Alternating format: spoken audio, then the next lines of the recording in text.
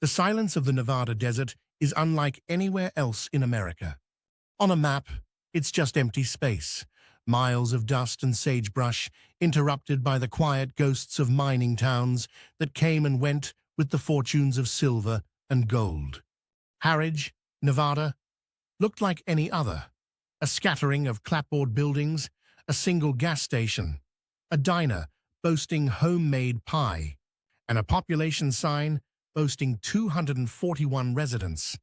Harridge was never a thriving hub, but it had always been there, a waypoint for miners, truckers, or the occasional family running from somewhere else. Geographically, you could barely call it a town, 4 intersecting streets, bookended by a barbed wire fence and a crumbling high school football field. But it was stubborn, held together by habit and dust and the grudging resolve of its residents. That is, until one early morning in August 1962, when a milk truck rolled down US Route 50 and found that Harridge had simply vanished. No people, no noise, no sign of life. Just coffee cups left half-finished on dinette tables, a radio staticking behind the bar of the Silver Spur Saloon, and a line of laundry flapping unattended in the flavored morning wind. The truck driver, Tom Wexler, was the first to realize something was very wrong. He'd made this delivery every Tuesday for years. He looked for a neighbor on the stoop, a grocer with a wave and a lead pencil tucked behind his ear. But there was nothing. Just empty doors, cars in driveways, lit lamps shining for no one. 241 people, gone without a trace. First, no one believed it.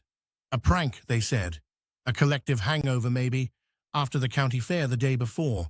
But soon, word spread. The sheriff's office arrived, then detectives from Carson City, and finally, curious reporters from the Reno Gazette. They found no tracks leading out, no witnesses to an exodus, no footprints or tire marks heading for the hills. Everything was left behind. Meals were still set out on some tables. The school's chalkboard read, "Monday's geometry homework," half erased. At the post office, stacks of unsent mail. Most chilling of all, the town's stray dogs wandered the empty sidewalks, unfed and uneasy, as if waiting for someone to return. People asked the logical questions. Had they all packed up in the night? Was there a threat? Chemical, environmental, something that sent them running? But the food in the diners had gone cold hours ago. The beds still rumpled, radios mid-song. There were no hasty signs of packing or panic.